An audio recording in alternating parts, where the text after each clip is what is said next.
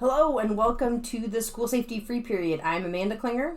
And I'm Dr. Amy Klinger. And we are with the Educators School Safety Network.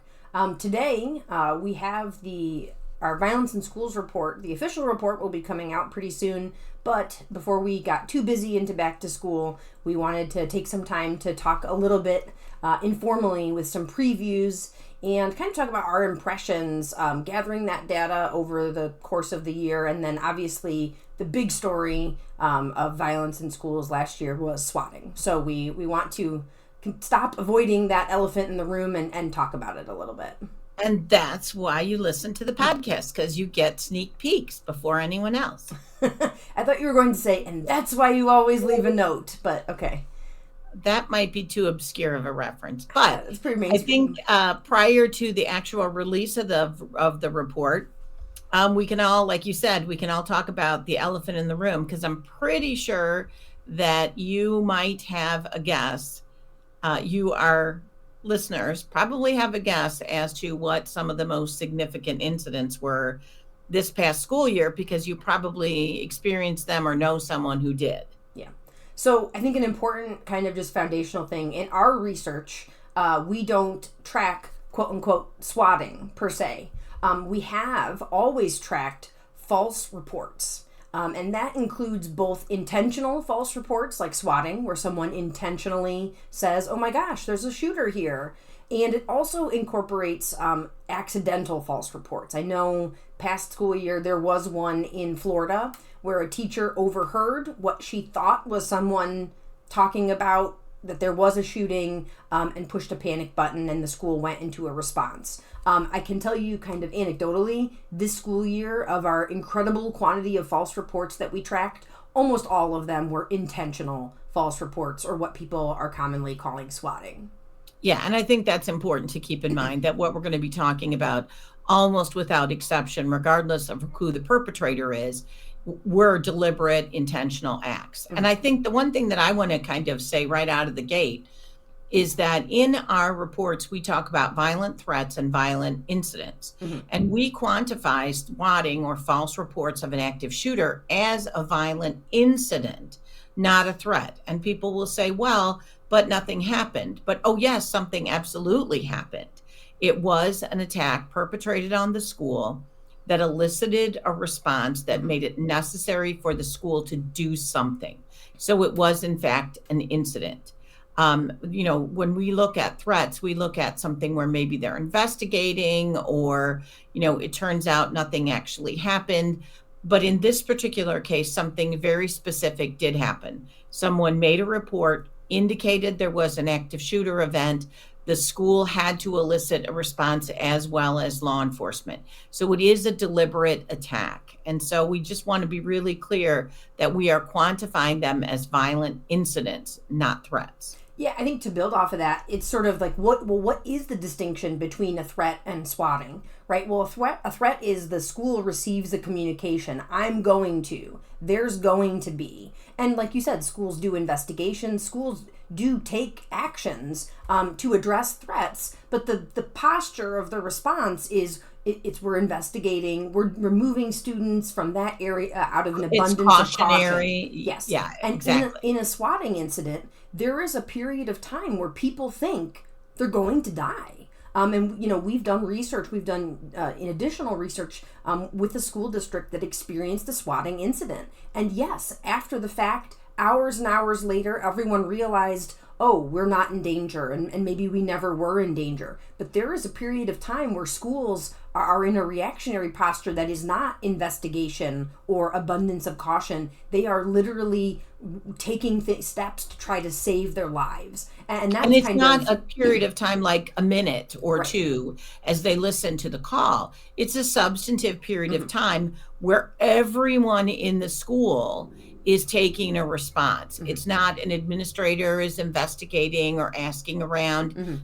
Everyone in the school is enacting some kind of response that is quite literally the most dramatic response that one can take. And that is to figure out how to survive an active shooter event. So it is most definitely an attack. Yeah. So of the incidents that we tracked in the 22-23 school year, fully 63% of all of the incidents were swatting incidents. So obviously this is an incredibly outsized quantity of the things that schools dealt with, the things that schools had to respond to in terms of violence in school. 63% of them were swatting.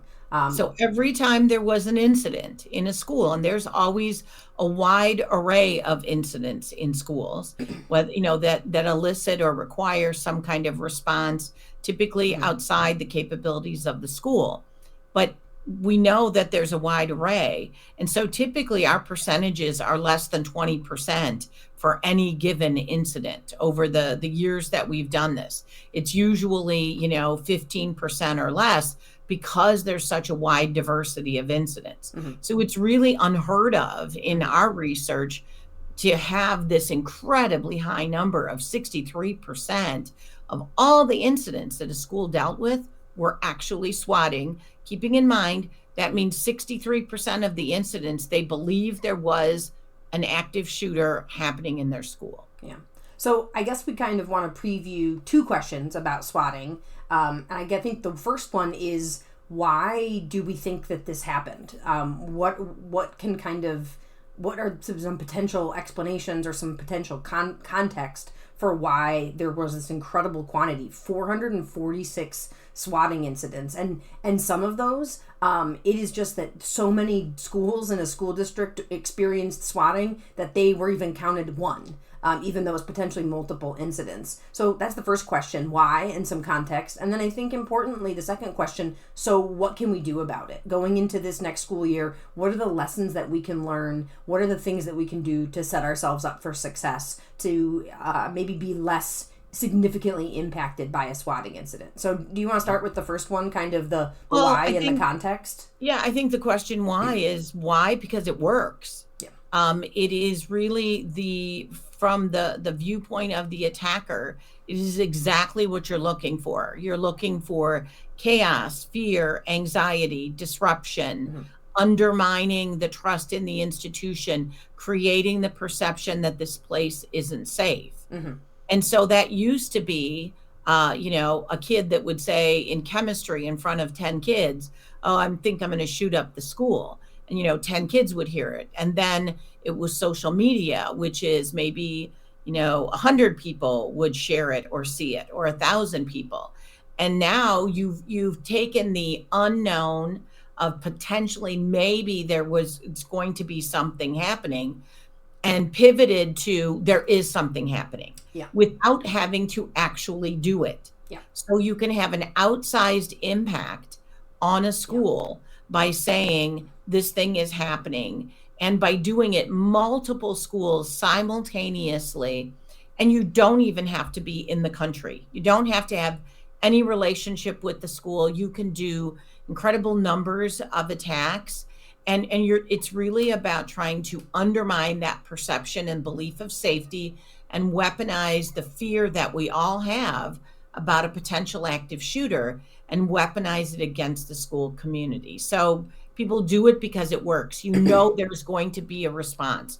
There isn't going to be a school that goes, that's probably fake. Let's wait and see if there's actually a shooter. Right. We're going to respond. Yeah. I want to call out a couple things that you mentioned about the reach and the scope of what we saw this year. I mean, it seems to me that swatting is almost the combination of what we've always seen, right? School-based threats, violent threats against schools, plus the technology of robocalling. Anyone who has a cell phone is aware of how problematic and prolific robocalling is, the capability to spoof numbers, whether you're within this country or, as you mentioned, that there is, and I don't want to get too far afield from the work that we do, because we're not law enforcement. We don't have details about the investigation of these, right, but sort of the stuff that has been published. It seems that there are a fair number of these calls that are originating from outside of the United States. And so you're seeing that sort of marriage between old-timey school threats, right, plus the technology that allows people to be able to do it from very far away. They may have absolutely no connection to the school whatsoever, other than that they were able to find the phone number or find the non-emergency number for a locality. and that you're able to do it at scale. So I think that's one kind of interesting thing. And then you also kind of mentioned the evolution from a student in class saying, quote, a threat or saying something. And there is sort of the preponderance that a lot of these swatting incidents were not, in fact, students, were not people who had any connection. And so that's kind of a different shift from what we've seen historically in our research from, like you said, a kid who doesn't want to take a test or wants anxiety and fear and disruption on like a low, teen, like a misguided teen mischief scale. And what we're seeing in swatting it is really something different. Yeah, I mean, we have seen different law enforcement entities refer to it as almost a terrorist attack, where, the point of a terrorist attack is to undermine, to create fear, to make you feel like you aren't safe anywhere. Mm-hmm. And when you have this incredibly high rate of swatting, even when you know that it is just quote unquote swatting, there is almost this underlying anxiety that we saw last year of schools going, are we next? When are we going to get one? Yep. And so even when you know that it is not an actual active shooter, it still creates anxiety and fear and undermines that perception of safety and, frankly, the trust in the institution. Mm-hmm. And it's coming at a very kind of unique point in our society where there is a lot of anxiety, a lot of fear, a lot of, division, mistrust of institutions, mm-hmm. and then a lot of mental health concerns and all these other different things mm-hmm. that are going on that make this swatting act so much powerful than it might have been, say, 10 years ago. Yeah. So I think that's some interesting context and kind of the why. And I think the next question that we kind of posed was, so what can we do about it? What can we do to set ourselves up for success? And I think one really insidious part of swatting is that it creates a situation where you have response fatigue, right? If there have been 446 swatting incidents last year, you know that there are people who are going into their schools this year going, well, if we get a report of an active shooter, it could just be swatting. Maybe I don't need to respond as rapidly or as seriously. And I think that's a really dangerous concern. And so we've had a lot of discussions, Dr. Klinger and I, about what does that mean to have some more tools in the toolbox so that we can respond very rapidly while we determine, is this swatting? Is there really violence here? But how can we have those tools be measured such that we can respond very rapidly, but then when it is determined that there isn't actually a threat, that we can de-escalate that response so that we don't have kind of what we colloquially call kids peeing in buckets. Because when you talk about the impact, the impact of a swatting incident is more outsized the longer and more intense our response is. And I get it. We haven't been in one of these incidents, and so it's you don't want to Monday morning quarterback something like this, but I think it would be valuable for schools to develop more capabilities to be able to quickly shift and scale that response from the initial, oh my gosh, this could be a real thing, we have to respond very, very seriously, very, very rapidly, to downshifting to, well, nothing has been, there is no threat, there's law enforcement all over the place. How can we shift our response so that it's a way that's a little bit less stressful, less traumatic for students and teachers? You want to kind of speak to that? Well, I think probably it seems very common sense, but I think probably the most effective is to have the discussions we're having now, mm-hmm. to have the discussions, to understand the rate of swatting, why it matters, what are the underlying costs in terms of loss of instruction, consuming resources, anxiety and fear, undermining the institution, all those kinds of things, having those discussions about what we're up against so that people understand that there could potentially be one of two things at work when an incident occurs. Mm-hmm. It could be a potential actual event that we need to respond to, but it also could be this false report. And so can we end up somewhere in the middle instead of completely dismissing and saying, oh, it's just another one of those, or absolutely, getting completely immersed in the idea that we're not going to survive this event. And so I think really having the discussion about that, but also having the discussion about all the different components of school safety rather than just, we only know how to do an active shooter. We don't know how to do a lower level lockdown. We don't know, we don't have a good communication plan. So we don't have a way to disseminate that we believe this is a potential swatting incident, but we want to shelter the kids and be safe. So when you're working with an all or nothing proposition, we're either jumping out windows and locking down for 6 hours, or we're just going to assume it's okay. Like most things, we would probably be better served to try to build the capabilities to kind of meet in the middle, to have other options, as you mentioned, other tools in the toolbox, a lower level of lockdown, more communication options, discussions with students and teachers and parents of what that looks like, how we're going to respond while we buy time to make sure that it is in fact a swatting event. So it all really starts with having that conversation with all of the stakeholders. Yeah, I want to expand on what you said about communication. To me, that seems like the biggest key here, and I think really the area where a little bit of pre-work, it could be really, really valuable in a swatting incident, or really in any of these other types of violent incidents or accidents, or kind of from an all hazards approach. I think you mentioned of making sure that we have our communication capabilities. Do we have a good plan? What are the official ways that we're going to communicate with, from administration to faculty and staff in an incident? Yeah. How are we going to communicate with our parents and our community and our stakeholders?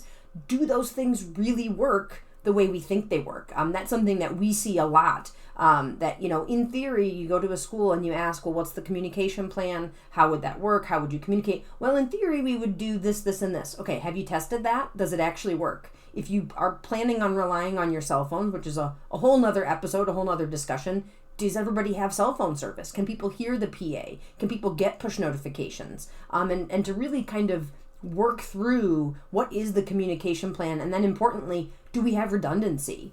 Because if we're dealing with a swatting incident, your infrastructure, your technological infrastructure will probably continue to work. But if we're talking about a community-wide severe weather event, your normal communications infrastructure might not be operational. So I think that's a really, really valuable one to spend a lot of time on. And again, like we kind of always harp on, that doesn't have to be scary or traumatic to think about. How would I get information? How would I communicate out? How would I receive critical information?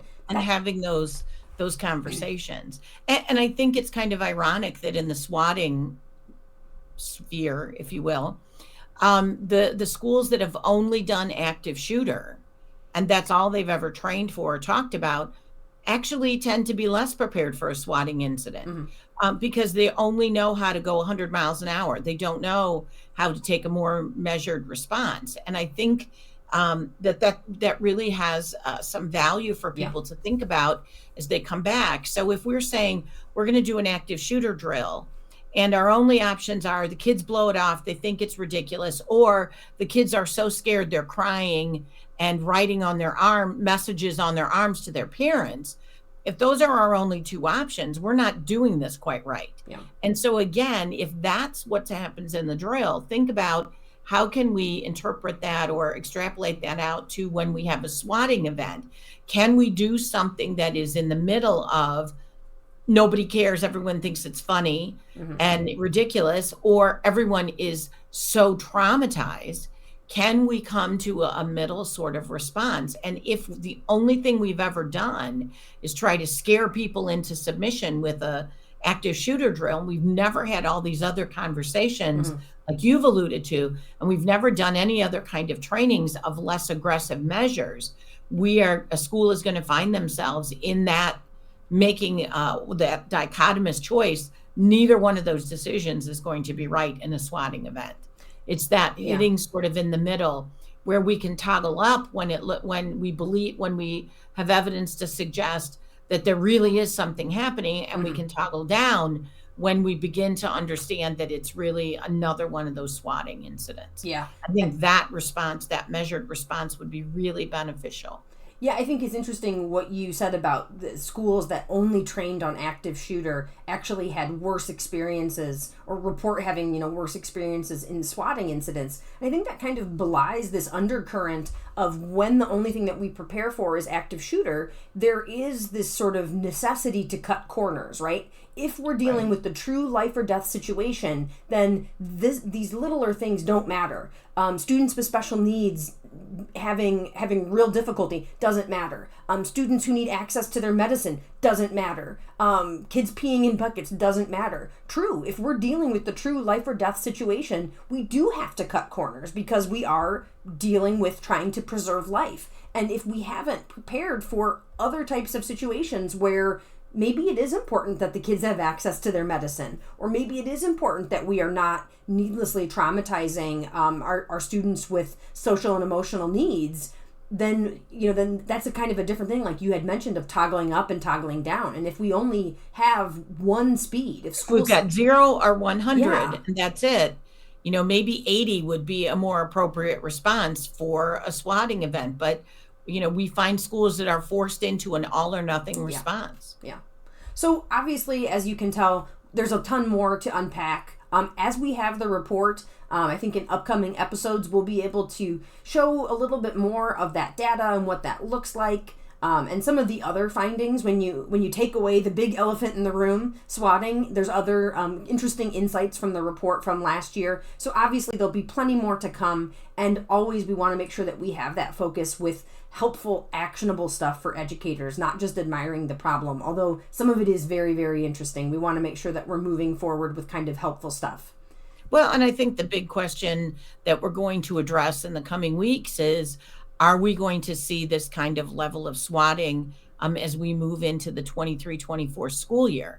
And I don't know that, but what I do know is schools have better had some conversations about it, because there is a likelihood that there is at least going to be those kind of swatting events again. So we can't just chalk this up to, wow, that was a weird, wacky school year. Mm-hmm. We have to assume that at least right now, as long as this trend is working, we're going to see those potential things happening again. And I think it's important to note that swatting or any type of threat will be less effective the better we get at preparing ahead of time. If the intended outcome is chaos, fear, anxiety, disruption, if a school is prepared, has talked about this, has several tools in the toolbox, they've practiced, they know their communication plan, when a swatting incident happens at their school and they're able to quickly respond, quickly determine there isn't a threat, and quickly go back to business as usual, swatting will become a lot less effective, and it will happen a lot less. That's a great point. If we want to stop swatting, we need to get better at responding to it. Yeah. So thank you so much for joining. As usual, if you have any questions, you can always shoot us an email, info@eschoolsafety.org, and we'd love to answer your questions. Also, if you head to our website, eschoolsafety.org, we have tons of free resources, lots of other information, and lots of things to get you started on this school safety journey as you head into the next school year. I'm sorry to say a dirty word for teachers. I know it's not even August yet, and I'm talking about the next school year, so I do apologize. But thanks so much, and we'll see you next time. Bye-bye.